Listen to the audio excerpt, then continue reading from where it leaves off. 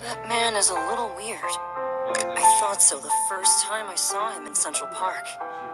At that time, he was standing in front of a coffee shop to buy something. He was tall and straight, and the suit he wore was a little old-fashioned. But the strangest thing was that he took out a card when paying the bill. The clerks were surprised to see this card. It took them a while to find the card swiping page in the terminal, and the page displayed on the particle screen looked rough. The man bought a cup of coffee and walked towards the bench. The two clerks began to laugh and gossip. There's still people who swipe cards nowadays. Yeah, I remember the last time I saw that kind of card was 5 years ago. Does this man come from the past?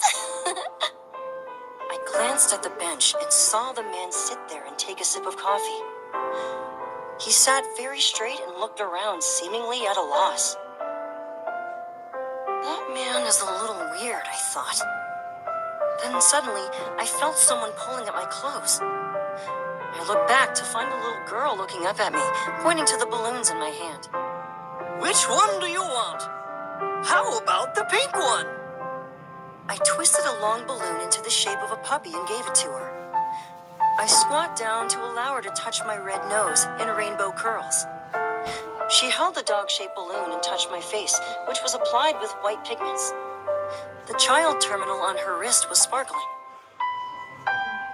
In fact, the clerk said nothing wrong.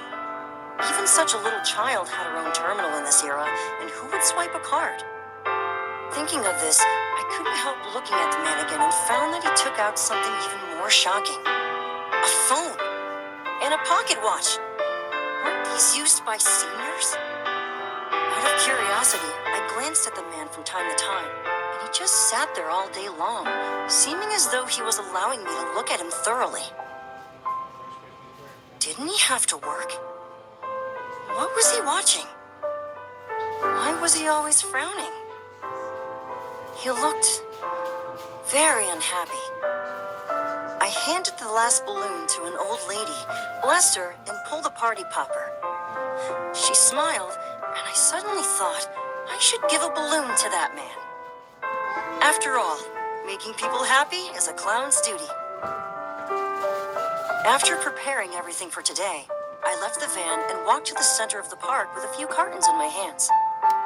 It was still early, but there were already many children playing in the park.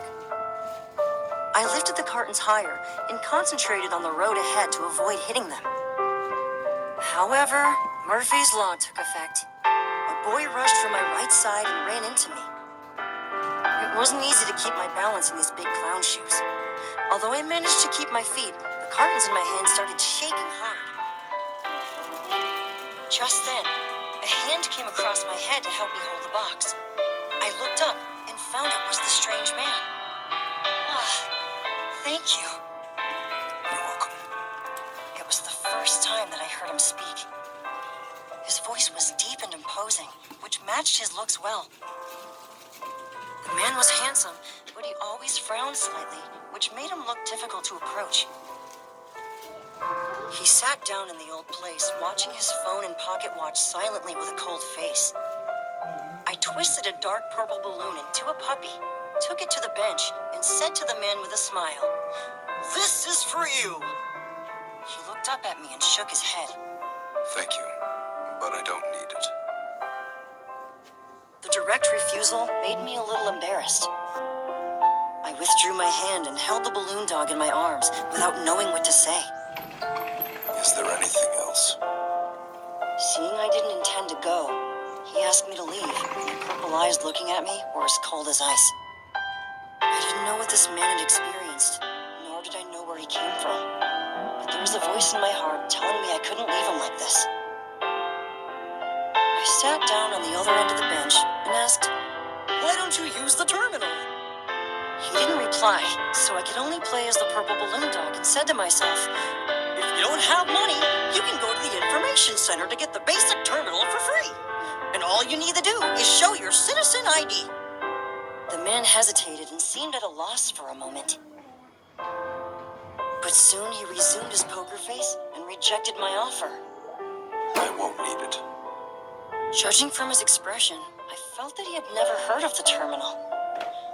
However, since the Citizen ID system was implemented 5 years ago, everyone would know about it. In order to facilitate information collection, everyone's first terminal was issued by the Information Center.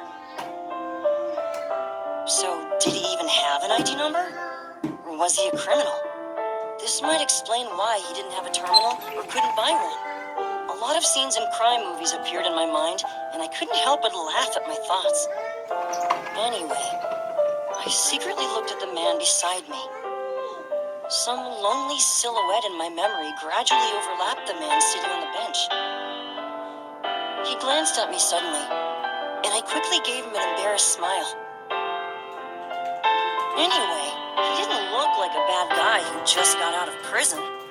I'd rather believe he was a time traveler. The functions of the terminal will be limited with no ID, but it's still better than nothing. I found this. Just take it. I took out an old terminal and sat down next to the man before he could refuse. Then I turned on the terminal and began teaching him. He seemed reluctant at first, but soon he began watching the particle screen in front of him and nodded from time to time. The terminal didn't have many basic functions, and he learned them very quickly. Soon he had mastered all of them. I handed the terminal to him with a smile. Although it is very old, please cherish it. He took it and nodded slightly. How much is it? I will pay you.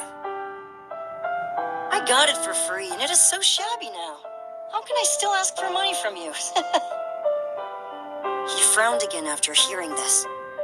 Both of us didn't know what to say, and when I was ready to say something to break the awkward silence, I heard him say, "Thank you." You're welcome. Although I could feel the sincerity of this gratitude, his expression was so unnatural that I could nearly see the words, "I don't want to benefit without any reason," on his face. Alas, forget it. It doesn't matter that I tell him. Actually, you remind me of someone. The man heard me and looked over. He always looked very seriously at people. His eyes were so sharp that he seemed able to see through anyone at a glance. That man is my elder brother. However, he died in the flu breakout 10 years ago. My voice was getting lower and lower, and I thought of that moment 10 years ago. At that time, I was just a 12-year-old boy. I managed to climb to the window of the ward and saw the lonely back of my brother who was sitting on the sickbed. I hammered the glass and shouted at him. Even the nurse noticed me, but he never looked back. Sorry. I was still immersed in the memory when I suddenly heard him. I waved to him, telling him not to worry about me. Anyway, what is gone is already gone, and I need to look forward. The flu breakout, you said? Don't you know it? I was a little surprised and entered the keywords in my terminal. The flu suddenly broke out 10 years ago, and many people died. Even more strangely, all the patients suddenly recovered one day. How could he know nothing about it? Although 10 years had passed, and it is rarely mentioned now, no one could forget such a big incident. I was a bit confused, but when I thought about all these mysteries surrounding this man, I suddenly didn't feel the need to ask. After showing him some news, I turned off the terminal. As I was about to talk to him, I saw that he had opened the old terminal and entered the search page skillfully. Well, a very quick learner indeed. He remained silent, and I didn't know what to say.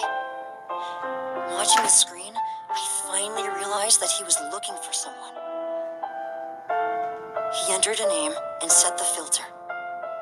However, the search result was 0.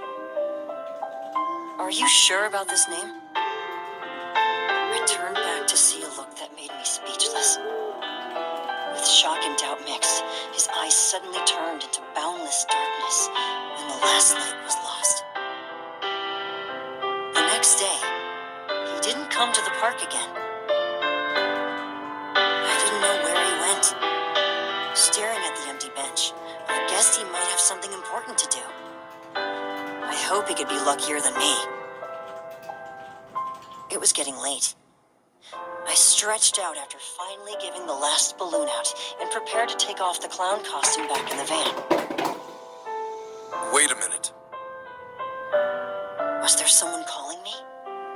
The voice was quite familiar. I looked back curiously to find it was just that man. It's you! Where have you been? Is everything going well? I stepped forward and greeted him with a smile, but I was surprised to find he seemed exhausted. Only one day had passed, but he looked so tired that he seemed to have experienced centuries. Under the streetlight, his dark eyes flashed with the vicissitudes of life that didn't fit his age. Seeing him like this, I dare not ask anymore. With a soft cough, I switched to an easy topic. Would you like some water? I will get some for you in the van. No thanks. Well, how about coffee? It's my treat. I pointed to the coffee shop not far away, which would close after a while. I'm going back to change clothes. Wait a minute. Don't go to the van. What? I looked at the van, which was parked nearby. The light of the street lamp formed an orange circle surrounding it. Then 2 passers-by walked by it. On such a quiet summer night, even the chirping of the cicada was gentle. Why not? I can't explain too much, but I hope you can listen to me. In the past few days I spent with him, he always looked cold and unapproachable. I couldn't even feel any warmth in his thanks and sorry. However, I felt different emotions from him this time. What shocking secret lay behind this hope? Was this related to the tiredness in his eyes? Since he didn't want to say it, I let him be. I see. I had just finished talking when we heard the police siren at the corner of the street. Several police cars stopped near my van, and a group of policemen came to us. They said someone reported 10 minutes ago that terrorists had planted bombs nearby. Terrorists? Bombs? Wondering what was going on, I unconsciously looked at the man next to me. He seemed not to notice my gaze, and silently led the police to the van. 5 minutes later, the police blocked the scene and found a bomb in the van. What? What's going on? The red and blue police light shone on the man's cold face. He seemed to be looking at the busy crowd as well as a far future. I swallowed my fears and doubts and just followed his gaze. I found that man near a tree on the Central Lake bank. It looked like just an ordinary tree, but he stared at the trunk for a long time, and in a rare moment, his brows were no longer furrowed. I approached him and looked at the tree casually. Surprisingly, I found some words carved on it. May everyone be safe and sound. Ahem. I wanted to call to him, but I suddenly remembered I didn't even know his name. Fortunately, he noticed me this time, and I quickly reached out and handed him a purple balloon dog. This is for you. I didn't know if he could see that this was the one that he refused that day. Thank you. He hesitated, but finally took the balloon dog and returned that old terminal to me, much to my surprise. An idea I came up with last night began to take root.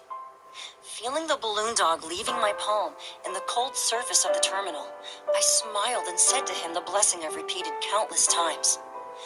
May you smile often and be happy. Crack. I pulled a party popper, and colorful ribbons scattered, looking like the end of a drama or a grand coronation. He walked away, leaving me looking down at the old terminal in my hand. With a tap on the switch, the recent search records automatically appeared. Film company. Evol. Evol? What's that? Out of curiosity, I entered the same keyword, but found nothing. As for that film company, it seemed to have vanished from the terminal a few years ago. I saw somehow remember the man's look just now. He was looking at the words on the tree, smiling, but his brows furrowed as if he was about to cry. In an instant, he looked determined again. Looking at the figure fading away, I suddenly realized the lonely silhouette of my brother in my deep memory had nothing in common with this man. Fallen, helpless, desperate, none of these words could be used to describe him. As long as he had hope, he could realize the impossible and create the brightest future.